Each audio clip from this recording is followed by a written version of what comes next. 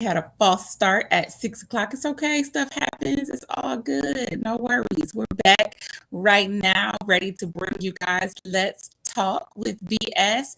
B probably won't be on this evening. She is traveling and having some connection issues. So that's okay. You still got the S. And again, my name is Soraya. I am a psychology major, studying to get my PhD in psychology. So super excited about this journey. Cannot wait for it to be over, though. I will not lie. Um, B is also majoring in psychology to get her bachelor's. And so we're just two sisters loving psychology, loving how the human mind works, and really, really loving giving a platform to discussing mental health. It is still somewhat of a taboo topic, even though we are hearing about it more. And so we just want to open up the doors for people to be able to feel comfortable talking about mental health issues, things that are relatable, things that are relevant. And so tonight is no different. We're going to talk about some traumatic events. We have a special guest with us this evening, Tyrese McAllister. Super, super excited to have you on the show. Thank you so very much for coming on and being with us. If you could please just introduce yourself, tell us a little bit about who you are. Absolutely. So I am Tyrese McAllister, and I have an honorary doctorate in leadership. So I am referred to by some as Dr. McAllister, but I too am finishing up my clinical work in psychology. That's PsyD. So that's a whole nother topic because I'm struggling through the program. But God, I have faith that God is going to get me through. I Yeah. am a mother, a wife. Um, I have a small private practice because I am a licensed clinician. And I should stop saying my private practice is small. It is I growing. was just I have about a to say that. growing private practice, and it Thank is you. really growing. And I am very excited about that. I'm excited that I believe the Black community has taken a turn as it relates to mental health. Yeah. Men have taken a turn as it relates to mental health, and more people are becoming interested in their own mental health, which is really Yes. good. My day job, I work for DC government and I train police officers on mental illness. So I'm very Oh, excited about that wow. Nice. because we're teaching officers, patrol officers, how to work with people who have not only mental illness but other Yeah. Isn't vulnerabilities. that a word? It is a Vulnerability. word. You gotta So like break that into vulnerabilities sections. like autism and intellectual disabilities, Alzheimer's, some medical issues that kind of manifest that look like mental health issues. So we're training Yeah. the police to do that. I'm also training them on de-escalation techniques, active listening, emotional intelligence, and empathy. Yes, that's And I good. am also a co-host of a podcast called Thursday Therapy, where we talk Okay. all things mental health and wellness, and we educate people on some of the illnesses as well. And I guess that's Nice. enough for right now. We only got an hour, but yeah, I'm busy. Oh, I'm like that you gonna give us all the ADHD. tea in the beginning. Yeah, that ADHD kicks in, so I got a lot going on. I love it. Gosh, that is a lot and so much to unpack. Thank you so much for Thank sharing all you. of that with us. I'm super excited though about the teaching and training the police officers part. Yeah, it's a very good program, and the police officers have been extremely receptive. Every once in a while, we get a Okay. few that were kind of made to come to Yeah. the class, but by the time I finish with them, they have a different perspective. So I believe I have a Yeah. very good way of like trying to give them information, even with resistance. But we do a good job So tell me, how did you get involved in doing something? I'm very curious to know how you got into doing that. with the police. Hmm. Well, as a clinician, I have 30 years of work in mental health field, and all of my work really has been in emergency mental health. So for the last 30 plus year, or real close to 30 years, I've worked with police officers dealing with crisis situations in the community. Okay. Realizing too that police don't take care of their own mental health and that they really like to defer it to a crisis team, but it really works really nicely when you have police officers and mental health clinicians being able to address a situation simultaneously. I know with Yeah. police reform, everybody was talking about just send a social worker in or send a therapist in. And I'm like, no, because a lot of situations I don't want to go in. And I Hmm. was a director of an agency, and I'm like, I don't want to send my team in there without the police. Some of the stuff is Yeah, because dangerous, it could be dangerous. Yeah. and it could go bad fast. And Yeah. so what I have seen is that when you combine the two, it works really lovely. And then Mhm. I also did 8 years as a hostage negotiator. Ooh. And so being able to work with police and just really understand it, because it really is, they really do have their own community, and you really Yeah. do, in order to be able to kind of get in that community, you have to really understand the language, the barriers that are put up. It could be a lot. I So think that's I say I was incredible. designed for the position. Yes, that's incredible though. And I think that it should be available everywhere to every police unit, Yeah. literally everywhere, but especially in the bigger cities and the inner cities. And like it really needs to be more widespread. So I'm really interested in talking to you more, even offline, about how we can make that happen because I think Okay. that that needs to happen. Yeah. And I think it needs to be, even where I live up in the woods in Woodstock, Georgia, it's still, there's still some people, Yeah. there's still some disparity there. And Yeah. so police really need to be trained Yeah. in, how to react and respond to situations like that. That's incredible. That work is incredible. I commend you for doing that work. Thank I you. really So do. my private practice also has a training arm. So in Mhm. addition to serving the community and really being a mental health um, person for first responders, because Mhm. that lifestyle is very different. Yeah. That's how I've niched my private practice into being a first responder clinician. Okay. One of the things that we're doing is all over the country offering training for law enforcement and first responders, because not just police officers need to be trained, but we need to train ambulance drivers, right? Medics Yes. and firefighters, right? Because they Yes. also come in contact with the community. And because we've had such a stigma around mental illness, we've never really talked about it. But the reality is, most of the people they deal with, especially the police, have a mental health disorder Yes. or trauma, or are going through a traumatic experiences. So Mhm. them having that information and those skills are great. I've had officers come back and say that they have not only just enjoyed the class, but they were able to literally take the skills and be a better officer or do more with what they learned in my class. So that's a feel That's good moment for amazing. me.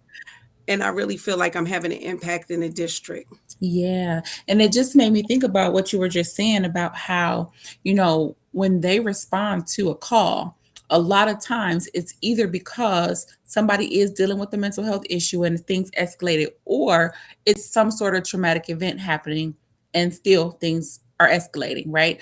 So it made me think about a story that I just read, I want to say today or yesterday, about I think it was yesterday, about a family who, and this I think happened last year or the year before, the dad buried three of his sons in 1 week Mm, because, well, he three of his sons were killed in 1 week, let me say it that way.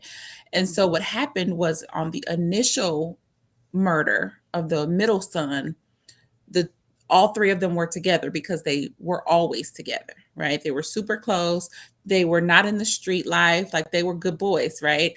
And so the three were together, and a car pulled up and opened fire, and the middle one was killed.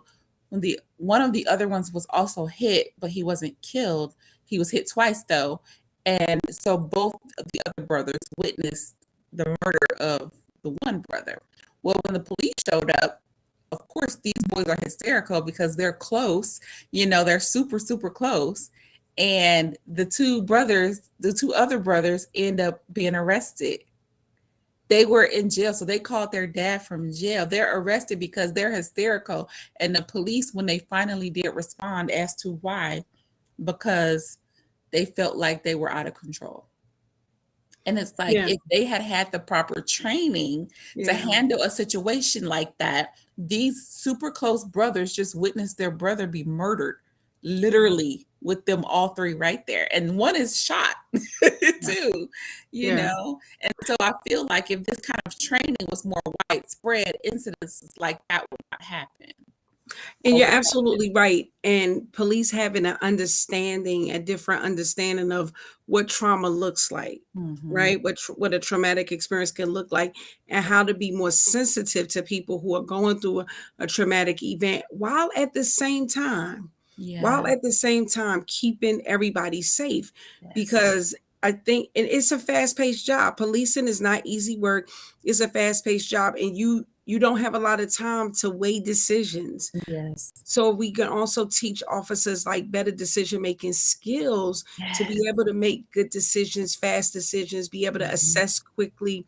Then I think they will be able to do better. But I want people to think about it like this. One, police officers, when they go to training, when they go to the academy, they are trained on the law and how to use weapons. They're Yes. trained, they're issued a gun, OC spray, a baton, and they know the law. So if you break the law, this is what You're gonna get one of those this is what we things. have to Yeah. get you to force compliance, right? And they're Yeah. trained to be an authority and enforce compliance. But there's so many other ways to deal with it. Like you can gain compliance if you have the verbal skills, if you have Yeah. empathy, if you understand what this is, right? This is not just a person that's belligerent. This is a person that is hurting, and how can you help? So what in the past, what we've had is we've trained officers to be warriors, and we're trying to do a mindset shift to train officers to be guardians, because more of what they see requires a guardian mentality than a Mhm. warrior mentality. That's amazing right there. That Yeah. which also just made me think about something else that I just saw, and it was a job posting on the street actually, close to where I live, and they're recruiting officers. And so the sign said, 18 years old, make $80,000 as with the sheriff's department. And it just made me think like, oh my gosh, you guys are pushing these kids into this life without the adequate training. So we're going to end up with more instances of, these horrible events gone wrong because we're not, and not that they can't be a police officer at 18, but you know what you're bringing them in on, is, I just believe, not the right, with, like you said, not the right mindset. Like you're not going to train them on having the right mindset, to do this job at 18 years old, like fresh out of high Right. school. And at 18, your prefrontal cortex is not fully developed. You're not Mm, fully mature. And we're going to put some weapons in your hand. yeah, So so we really do have to consider that 18 really might be a little young. yeah, I don't know. might be. Or how we train people, right? Like it has to be a little different in the sensitivity level. The other thing that I consider, like DC is mostly or had been mostly African American. The county I live in, Prince George's County, is mostly African American. But think about other places where you might have some officers of a different color who really haven't seen Black people, who haven't grown up around Black people. Mhm. And what they know of Black people is what they see on the In news, on media, these reality TV shows, right? and some of the movies that are entertainment to some of us, but people believe that all Black people might live like boys in the hood, and Yeah, we don't. And so if that's all you know of Black people, then yeah, they can be it would be scary. Just think about it. If you were a different persuasion, and this is what you know of, like how they're portrayed in the news, how they're mhm. portrayed on reality TV shows and the movies. This is your Angry and knowledge. aggressive. That's what the perception is. And Angry and so, aggressive because that's how we're portrayed. and I'm not saying that we need to give people a pass, but we also have to be able to show our humanity Yeah. as Black people, if we don't want the violence to continue against us as a people. Yeah. And that's such a hard concept too, because it's like, I get what you're saying, but by the same token, it's like it just shouldn't be happening, period. Like it just, you know what I mean? Like you shouldn't just decide that because my skin color looks different, that I'm a different kind of person than you are, and you're going to treat me differently because of that. So it really should, at its base level, be automatic. Yeah. You should treat me just like any other human being. Do you know Right. what I mean? No, Like you're that's what it is. absolutely right. But that's unfortunately not the world that we live in. And Right. so we have to have these kinds of conversations, which I don't even think was the topic for our conversation today, but it's still a good topic nonetheless. Nonetheless, we are going to get onto your personal story because I want to hear all about that as Okay. well. But this was incredible. This was an incredible, an eye-opening conversation for me. And so I'm super grateful that you brought it up. But I will go ahead and shift gears so that we're not stuck on here because we Okay. brought you on to I talk could come about back. for sure. For sure. And I'm sure the audience would love that. Your personal story. So from what I know of it, the very small snippet that I know is that you're a survivor of gun violence. I am. And so I would like for you to walk us through that. Well, first of all, I want to thank you for calling me a survivor of gun violence because I am. I am a survivor. I am an overcomer. I am a conqueror, right? Yes, I am you all are. of these things. I am not a victim. Never have been a victim and won't be a Yeah, victim today, right? amen. Of gun violence or anything else. But in 2017, my 18-year-old beautiful baby was a freshman in college. I had two freshmen in college in 2017. They came home from spring break. My husband and I were extremely happy to have them home and just, loving up on them. They went out on Monday night to hang out with some friends from college. Um, they were getting in the car to go to dinner, and somebody shot into the crowd, and my beautiful 18-year-old daughter was hit and killed. Mhm. She died. Oh, She did make it to the hospital, but she died the next morning. oh my God. Devastating to my husband and myself, and my family, to our entire family. We're very close knit Mhm. family on both sides. My husband's family, my family. Yeah. So it's absolutely devastating for our family. But I knew um, that the God I served was a good God, and I Mhm. didn't know how. I did not know how, but I trust that God was going to get us through, and He has done exactly that. And so it's interesting because one of the things that occurred right after my daughter's death, we had lots of media coverage, but one of the gentlemen, the news anchor, asked, "What would I say to the person because they've never been caught? What would I say to the person if they were Wow. watching?" She died Tuesday morning. This interview was Thursday, and I said that I forgive the person for killing my daughter. And Mhm. yeah, I was surprised too. Trust me, I was surprised that those words were coming out of my mouth. But to God be the glory because I meant them and I live by them. And I thought one day I would be angry, but I never became angry. I was Wow. overwhelmingly sad because I love my daughter and I missed her Yeah. tremendously. But I was never angry, and I thought one day I would be. I would just wake up one day and it would, and I would be angry, and I never was. I really just definitely trusted in God. And it's interesting because a lot of people would say to me, because I think I did relatively well considering the loss and considering the closeness of my family, that my husband and I did relatively well. And people would say, "Oh, it's because you're a counselor. You have all of this education and counseling." Mm-mm. I You're said, human first. "Baby, look, Yeah. indeed, there is nothing I learned in school. Nothing, nothing at all that I learned in school that could have prepared me to lose a child in such a violent way." Wow. But God had really he had dealt with me literally before this happened, and I didn't know that's what this was going on.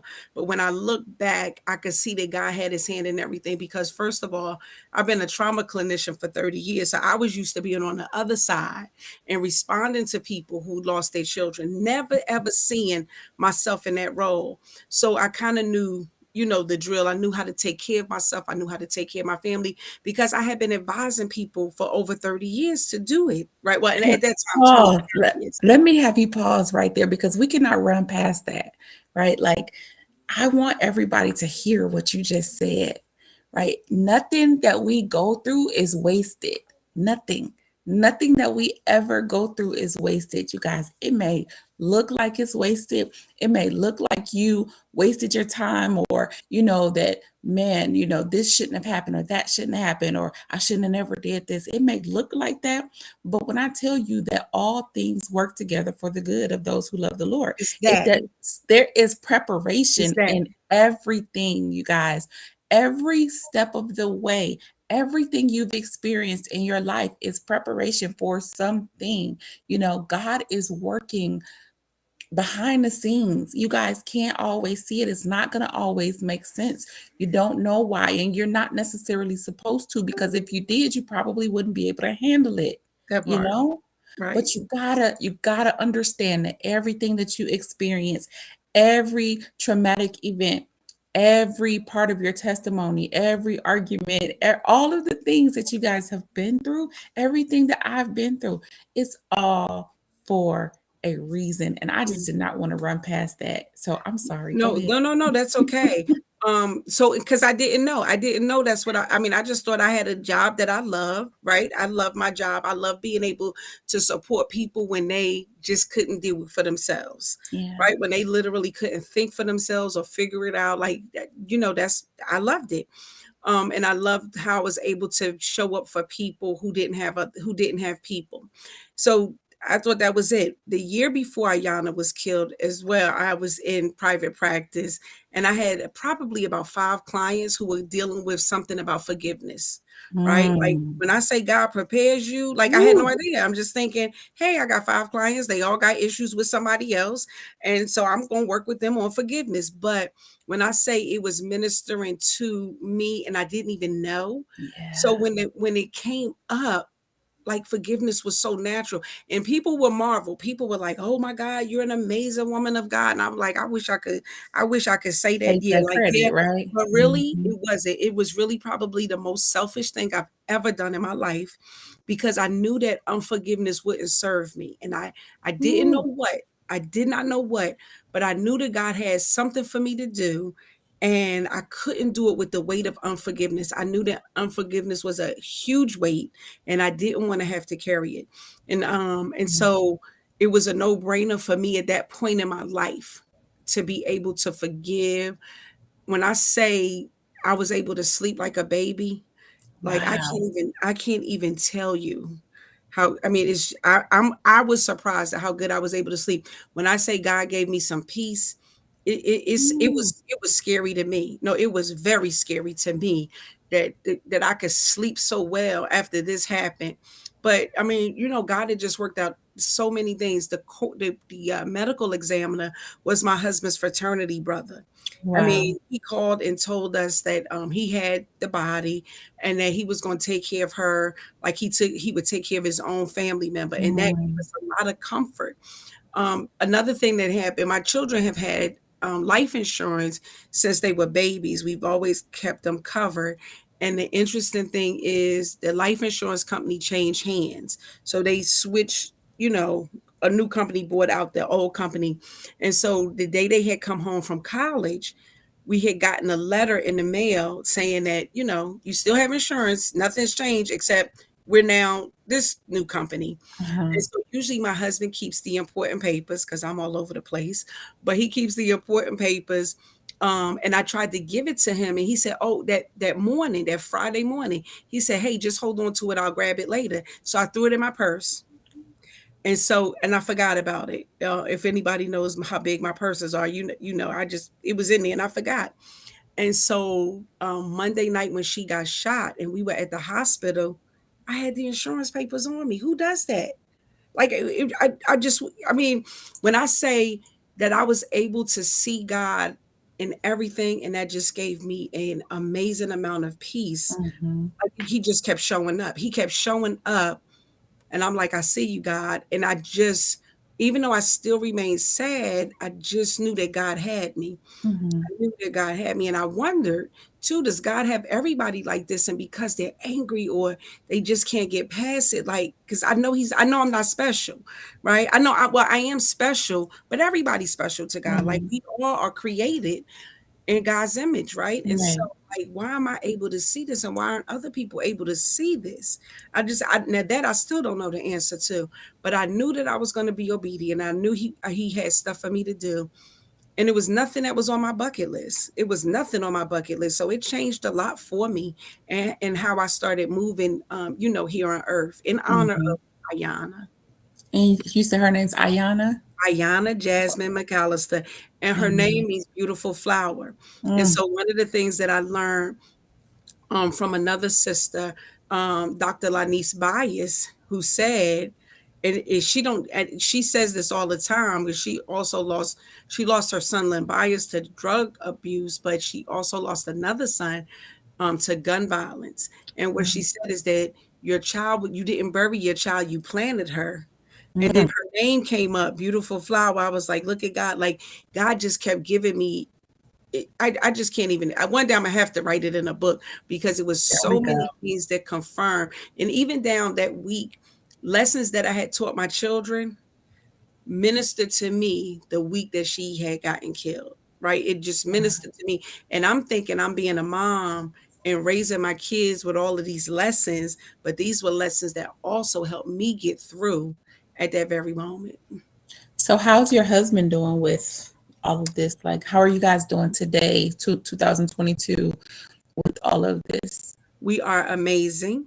We are a strong family. I used to tell people all the time. I said the McAllisters love hard up in this house, which means we were disciplinaries for our children. We disciplined our children, and they were not perfect.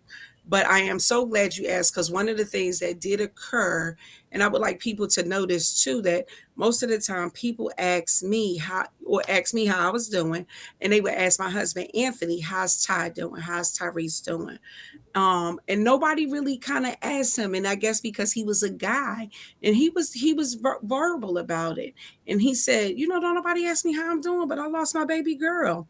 Yeah. Yes, I get it. And I was like, you use that as your platform, right? Like, because people don't consider men in their mental health, or, Yeah. that he's having just as hard a time as I am as the mother. And so I was able to encourage him to take that pain, because it was painful, and to do something with it. And he did. And he is also he is also doing some great things in the community. We created a foundation to address gun violence, and we're both very active in that. And the gun violence keeps increasing, so we are active, and we need other people to be active with us, because that's a whole nother show that we could talk about. Yeah. Yeah, so but he's doing well. One of the things that does happen in when families do have these type of tragedy is divorce is really imminent for a lot of people, because we heal differently, and my husband and I heal differently, right? Because I was forgiven immediately. My husband was like, I don't feel that way. Yeah. Like, I ain't forgiven. Yeah. And that's okay though, It's right? definitely okay. And, like, Yeah. thank God I'm a therapist, because I was like, listen, you have your process. And because I forgave, I don't want you to feel like you got to do what I'm doing.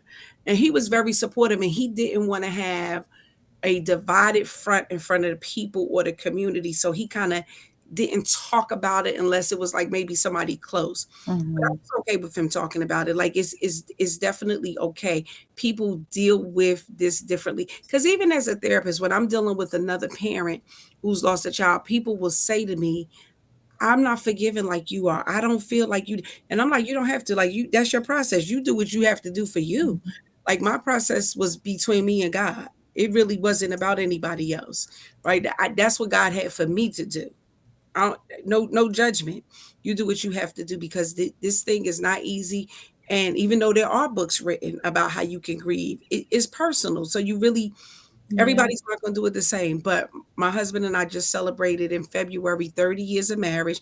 At that time when Ayana was killed, we had just celebrated our 25th anniversary the month before she was Wow. killed. So we got 30, and we just Congratulations. thank you. That's not to be taken lightly. So it's Let's so hear it for crazy Black because love. I Let's was hear about it. to say right Yeah. before you and I came on, when I said we had a false start at 6 o'clock, I was getting ready to talk about divorce. That was my topic for the day because of this book that I wrote Oh, called okay. Damaged Goods. And so I have a course that I am starting next month based on this book to help women, with the fallout from divorce. So it's so interesting to me because I've been divorced myself more than once, unfortunately, but I'm happily married now, Yeah. and I love my husband, and he's incredible. And so, but it's funny that you would bring up that topic, and I think it's amazing that you guys are at your 30-year mark. I never saw that for myself. I Mm. never saw that, but I was so broken. I had so much Yeah. trauma. And I was so broken for so long Yeah. that I couldn't have seen it. Yeah. And so I think that it is incredible that you guys push through all of that pain, Definitely. even, after Thank you. celebrating your, what do they call it, silver anniversary, your Yeah. 25th, and then continuing to move forward. And now you're pushing toward 31 here pretty Yeah. soon. I think that's commendable. Another He point I gets did all the not want to credit go on because he puts past. up with me. You Okay. know, that ain't I know, easy. I That know that that. brother, he not only me, but we got another, we got a mini me, so he got to deal with that. My mother lived with us 4 times. He got to deal with Ooh, that. So, he's a keeper. He's a trooper. He is I hung in love it. there. I Yeah. love it. So how old's you have another daughter, or Hmm. how So old's at your the other? time, my both of my girl, they're 13 months apart. Oh wow. So Deja now is 25, and I have a Ayana Deja. Ayana would have been I have a Deja that's 25. okay. So yeah, so Deja's 25 and Ayana would have been 24 in June. Okay. Okay. So how's Miss Deja doing with all of that? Deja's doing fine. Deja is she's a little mini me. With a little bit more fire than I have. I'm a little Yeah. I can finesse my she not finessing it so much. So eerily But similar to my life yeah, yeah, in this yeah. part. But she has a baby. She's 3, and he is the joy of the household. You want to bring joy to your household, put a baby in it. So yeah, he is the joy of the household. Deja's still living at home, Okay. and her son Zaire keeps us all busy, laughing, and keeps a lot of life in the house. Yeah, that's incredible. I really wish my husband and I tried to get my daughter to move with us because she also now has a baby who's 2. So we're very parallel with this particular I'll thing. let my daughter move in with you. Mm. You can have her. No, and I don't know if that would even work. I'm sure that we would make it work, but but that feeling of being close to your grandbaby like that on a regular basis, like they live in Vegas and I'm in Georgia, Oh so yeah, yeah, yeah. I'm on That a would be plane as different. often as I can, but it's not enough. Yeah, It's not enough. So that causes me some grief. But yeah. anyway, so that's good. So she's doing well. She's She's doing done good. with college. She didn't finish. I Finish. think going back was a little harder for her. So she decided to do hair, and she is Oh, in good. cosmetology school, and Okay. she's working in a salon actually. Okay, So that's she's doing good. awesome. That's Hmm. awesome. I'll have to link her with. I know a couple people in that area. One of them is a photographer. My sister's best friend is a professional photographer out there. So when she's ready to get out there and put her, brand out there, maybe I can hook Okay. you guys up if you don't have Yes. somebody else. That would be awesome. Okay. Awesome. So I love it. This was an incredible story. Um, Tell us some more about like your work and what it is that you do, and just like what that looks like in your community. So is it like just police that you work with, or first responders, or? So in my job, my career, I am now working with Metropolitan Police Department.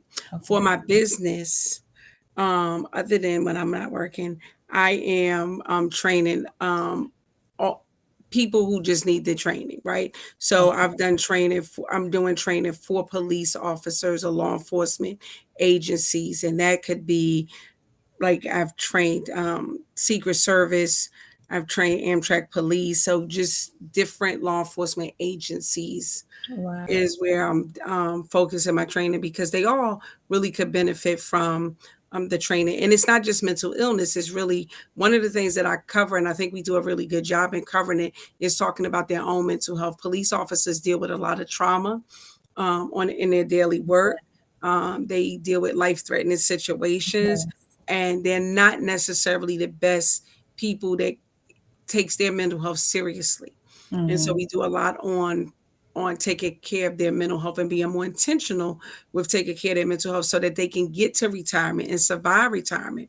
What we do know is that alcoholism, depression, and anxiety are very real for police officers. Um, Second and third marriages, problems in their marriages, And I was gonna say are an domestic issue. violence is Domestic has the high violence, one of the highest rates is with police and it officers really because is a they don't stress have an response. It's a yeah. stress That's response. what I was about to say. They don't really have an outlet for what they take in all day. And this is definitely not an excuse because I'm a survivor of domestic violence. I don't deal with excuses with regard to that, but I do understand the fact that it's very difficult because they don't have an outlet. They're taking in a lot of trauma all day, every day, and they're dealing with these split decisions, life altering decisions, every single day, all day. And they definitely need some form of outlet for their mental health. They have to have someone like you that is teaching them the right things to do to be able to deal with the issues that they face on a daily basis. Well, I think of it a little differently. I think that officers do have an outlet. One, all law enforcement agencies have EAP, so EAP. Okay. Employees Assistance Program. Many of them don't like to use it because they feel that it will be connected to their job. It would prevent Mm, promotions, that makes sense. leadership positions, and that it may even have them sitting at a desk or have their gun taken away from them, which is understandable. What I tell all my officers is that everybody in this room has insurance. There's no reason for you not to take care of your mental health. Like, it is important. And we see what happens when people don't take care of their mental health. Yeah. So they have at least those two options to be able to get some help and some support. And then we give them other options. The police really have a lot on their backs. People call them for everything. Like, there's a Yeah. cat in my tree. I need a police officer to come. My child won't go to school. I need you to come make him go to school. And these are clearly not police issues. And so the other thing that we do for DC is we provide them with a multitude of resources, some of which they didn't even know were already available in the community, so that they can get some help, right? So, like, when somebody's kid doesn't go to school, what do I do about that, right? If the parent can't get them to go, how do you think a police is going to get them to go? But there are Yeah. programs that deal with children who are truant. There are programs that deal with children who are not listening to parents and deal with them. And so just giving them a list of resources and how to use those resources has been extremely helpful as well. Yeah. That's awesome. I Hmm. really want to have that type of thing here. I Yeah. really do. Even in the Atlanta area, I know I keep seeing it. I'm not very because I'm still kind of new here because we Oh, moved here about 2 years ago from Vegas. okay. And so, but one of the things that I keep hearing about in the Atlanta area is them building some kind of, and I don't know if it's still going on. I think it's called Cop City, and they're protesting it from what I understand because they're looking at it like it's just another way for cops to be trained on how to harm people in the inner city. Like that's the overcast of it. And I don't really know because I haven't researched it, but I think it would be incredible that if that does go through, to have organizations like yours coming in to provide, training in Hmm. Cop City, so Yeah. that they're not, so that maybe that overcast will be able to be dispelled and they will, Yeah. get the proper training that they need and not carry with them the baggage of previous experience or whatever it is that they're carrying, or even let's just keep it real, they're racist and all of the different things Yeah. that they carry with them when they enter the workforce, or Yeah. that develop as they're on the workforce through the experiences that they have and the Yeah. situations that they find themselves in. Yeah, I think DC does a very good job in dealing with people biases as they come in and while Mhm. they're working. We have to consider too that the media does a job.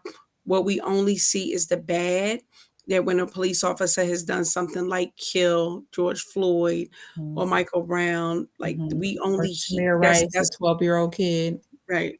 or Sandra Bland. I mean, like we Yeah. only see that in there. So, and I can tell you honestly, in my 30 years of working with the police, I've seen some police officers do some amazing work with vulnerable people, like absolutely amazing. So much so that I've even said, like, if this police thing don't work out, consider social work, consider therapy, because they are really good. But we don't get to see that. Like the media doesn't publicize that. I remember Mhm. going to a community where a kid had gotten stabbed. The kid did live, but we were doing some work in the community. And when my team arrived, the police officers were playing basketball with the kids and really supporting them.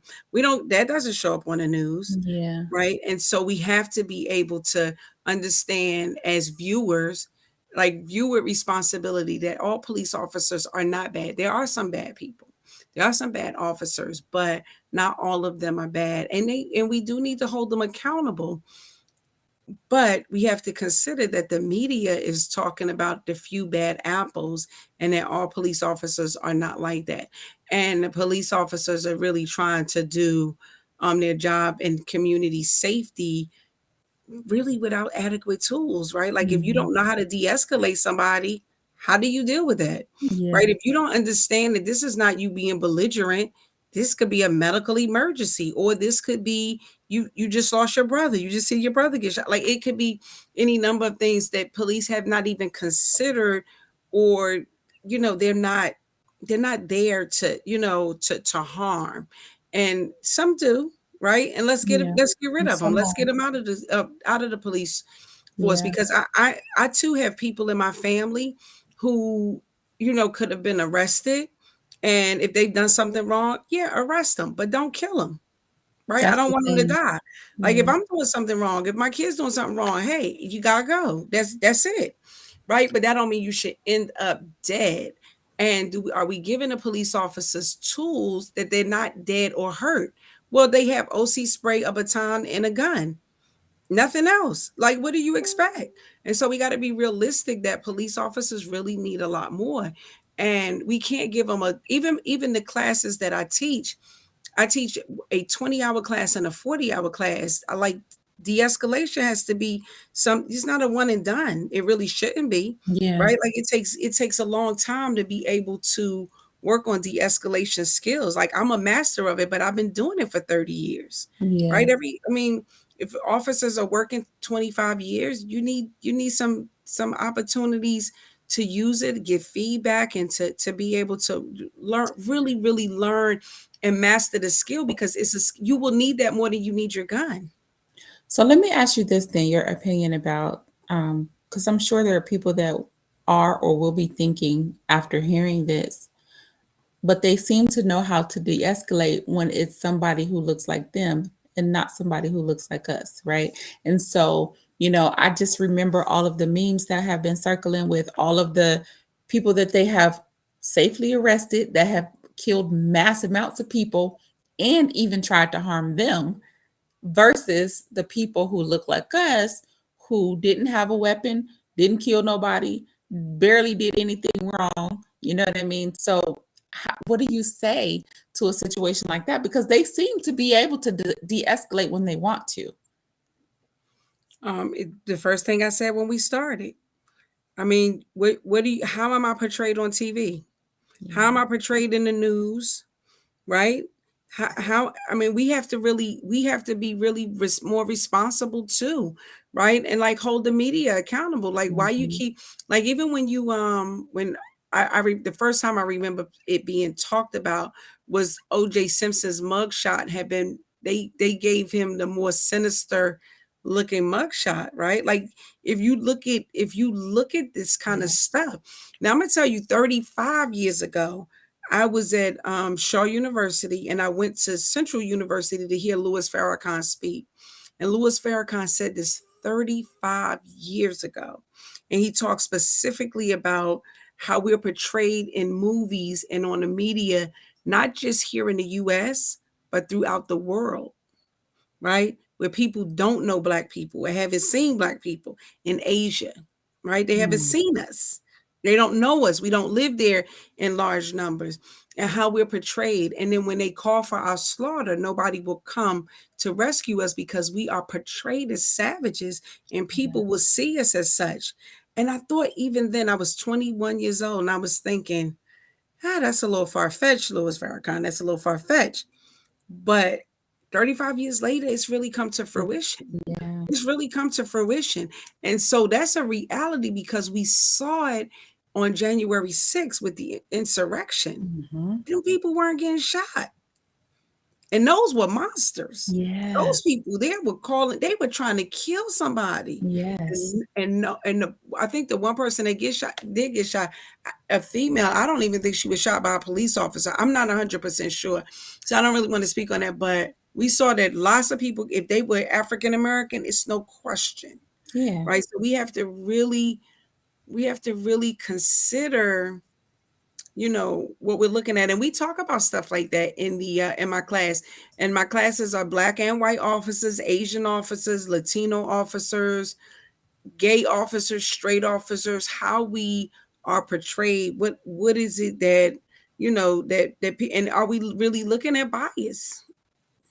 Yeah, and I think we are because while you were talking, I was just remembering an incident that happened out here, and the guy, and it wasn't against black people, it was against Asians. He went and shot up an Asian massage parlor, and then somebody else, or shot somebody else first, or something. I'm Mhm. not exactly sure, but I remember reading the article about it, and the police officer who was talking about it in the media, I know I can't remember if it was the sheriff at the time or who it was, but I just remember them saying this. Basically, what he said was this was the culmination of this guy having a really bad day, like just waving it off, like because he was a white guy that did this, and it was just like, and it made me think, like, man, if that was somebody black, it would have been every thug, every animal, everything but him having a bad day.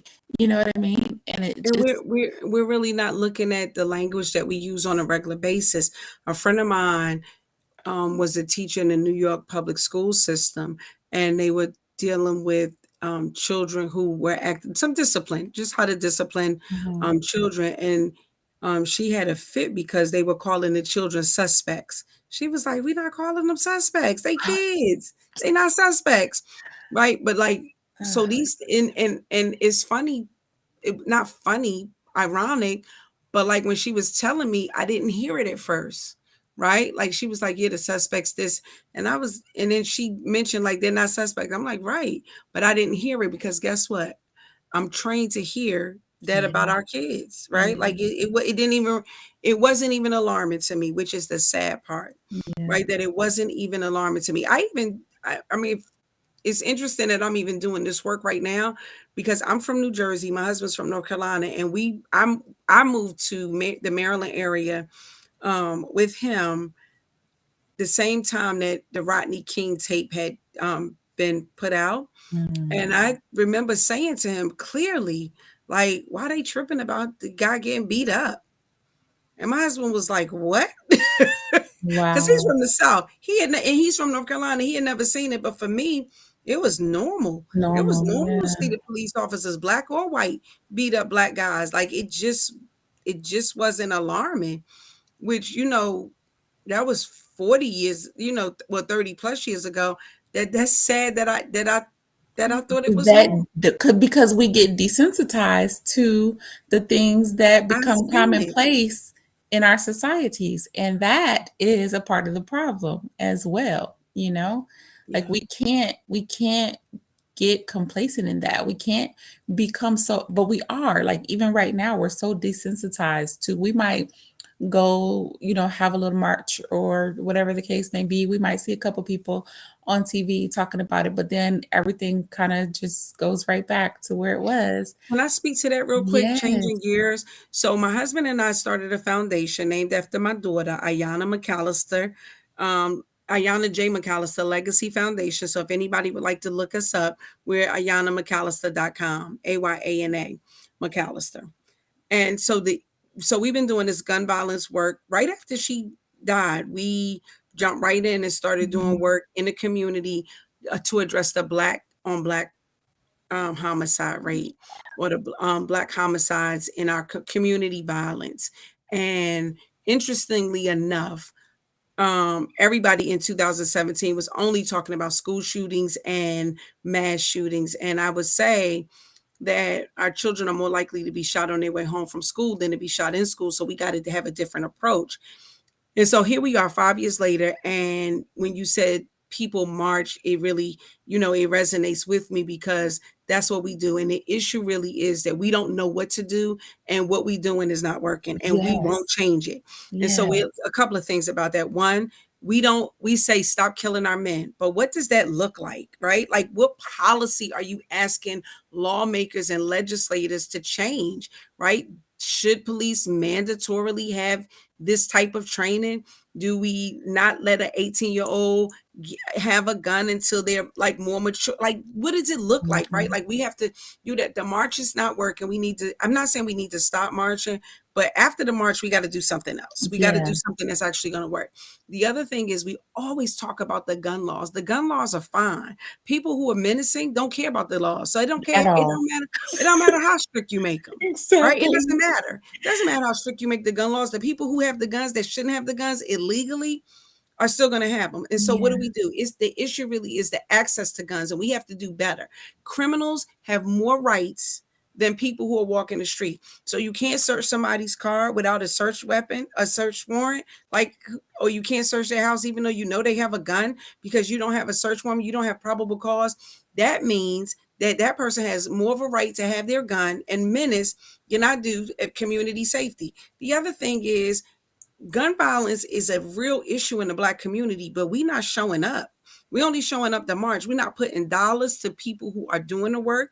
We're not supporting the events. I mean, there's lots of gun violence activities now, the rallies, the politicians Mhm. got them all, right? But the people who are showing up are the people who are in the community who ain't doing the gun violence. We got to be able to do something that's going to get to the heart of these people. My board, we have gone out and passed out gun locks. We say, listen, in the hood, in a dangerous hood, okay? I'm Mhm. not saying you should have your gun. I'm saying, I know you have a gun, and because you have a gun, I want the kids in your house not to be able to get to that gun. I want if you have a person in your home who has mental illness, I don't want them to be able to get to your gun and shoot it. I'm gonna ask you, can you put this gun lock on? And we had guys picking them up, not just for themselves, but for their friends. And so That's we have to do something awesome. different, right? Like, we have to really show up. But when I tell you to get people to volunteer, to get people to write a check, we're not doing it. And I always Mhm. say this, I could see if I was asking, hey, join me on my fight to save the whales. I could see, like, well, yeah, I'm not interested in that, or that's not the charity that I want to support. But they do. They But support those. no, They support those. the other children do, not us. Yeah. But when you talk about community safety, that's something everybody should be able to get behind. Yeah. Everybody. I look at Moms Demand Action, group of white women who are amazing, absolutely amazing. They're doing excellent work in this gun violence space, but they not black, and they Mhm. don't understand our issues like we do. Like, one of Mhm. the things they were fighting for is having a permit for long guns. Ain't nobody black walking around with no long guns, Mm-mm. right? We're not shooting people with rifles and stuff. While we do, I think it's a great bill. I think it's great to support, but we need to have stuff that speaks to our community. But if we don't show up, who you think gonna represent our community? Nobody. And so it does become frustrating that, we don't people are not showing up until something happens, and then they're too devastated to show up, which makes sense. But we got to show up to get rid of the guns. The gun violence is ridiculous. And the Yeah. other thing I want to say is, we're so busy fighting and competing and being mean to each other. The insurrection should have been a wake-up call for They all of should have. us.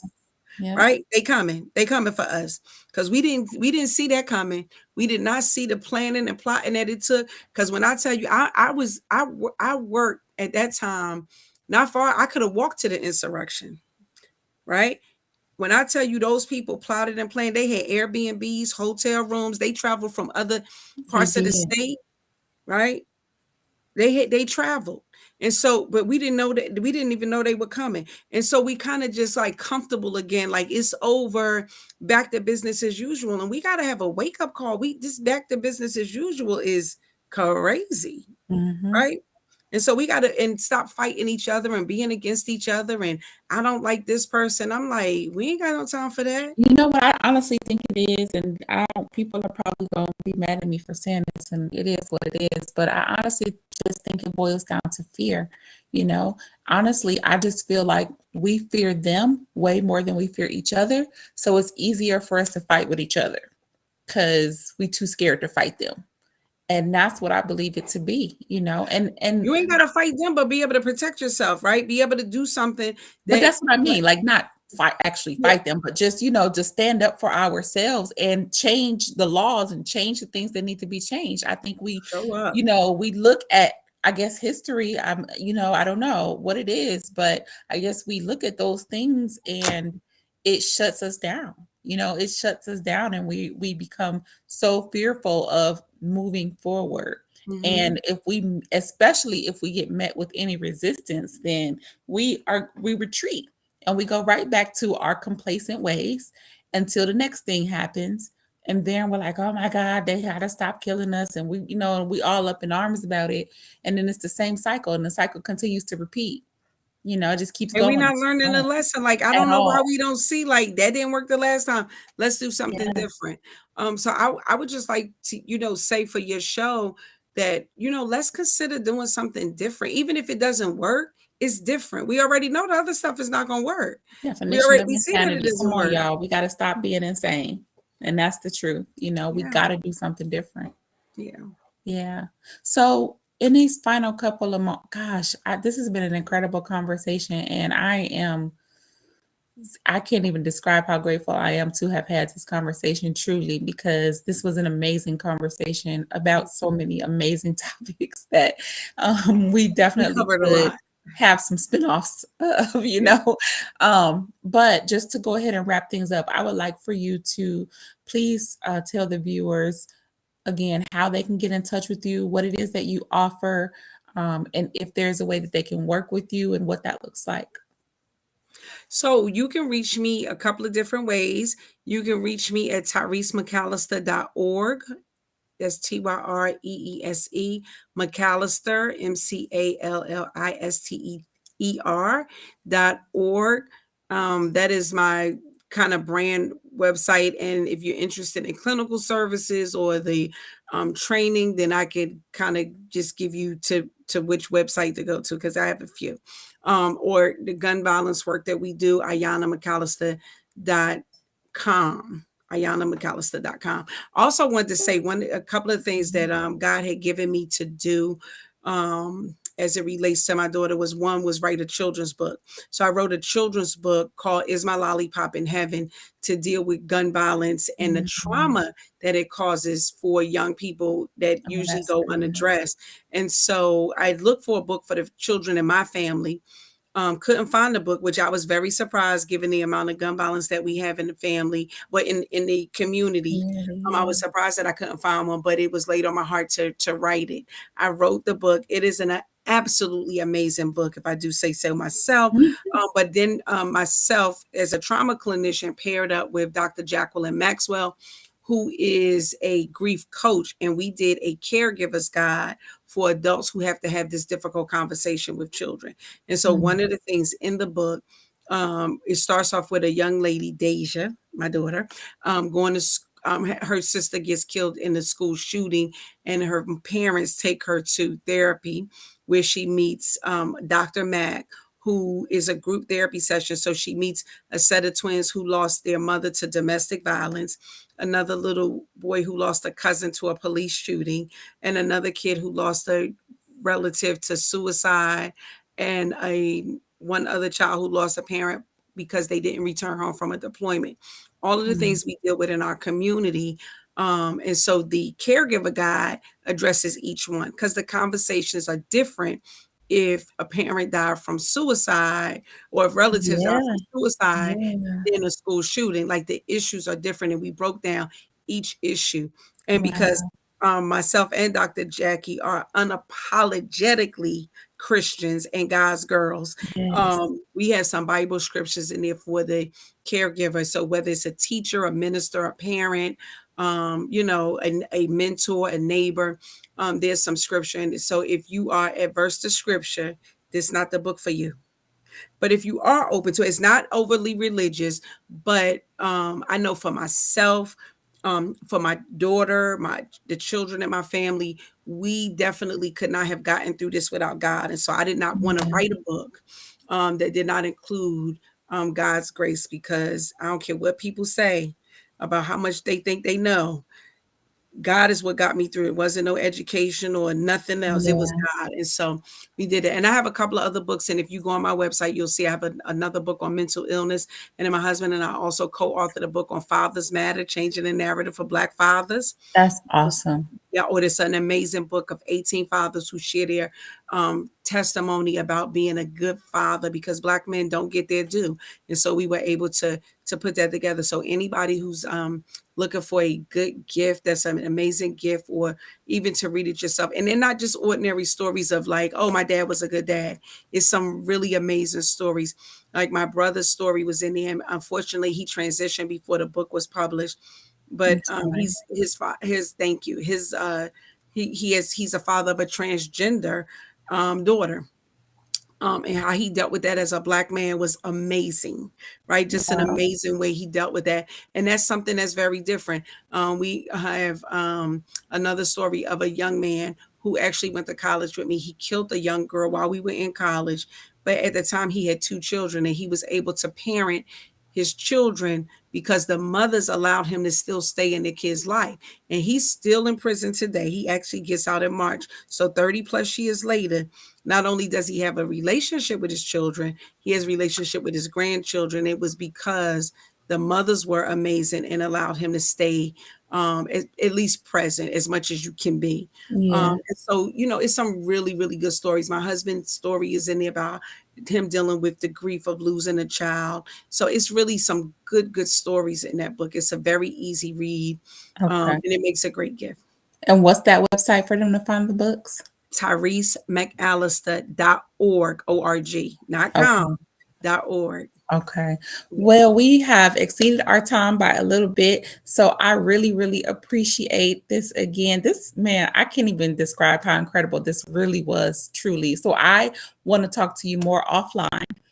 So I will send you an email. But you guys, thank you for tuning in. Thank you so much. For those of you that are going to listen later, thank you so much. Please definitely leave us some comments, leave us some reviews. Let us know what you thought about this episode. Subscribe to the YouTube channel, and listen, we will see you again in 2 weeks. Have a good Thank night, you. everybody. Shout out to Brian Bye. Oles who put us together. Thank Yes, you. yes. Black Speakers Network. That's right. Amen. Bye, you guys. Okay.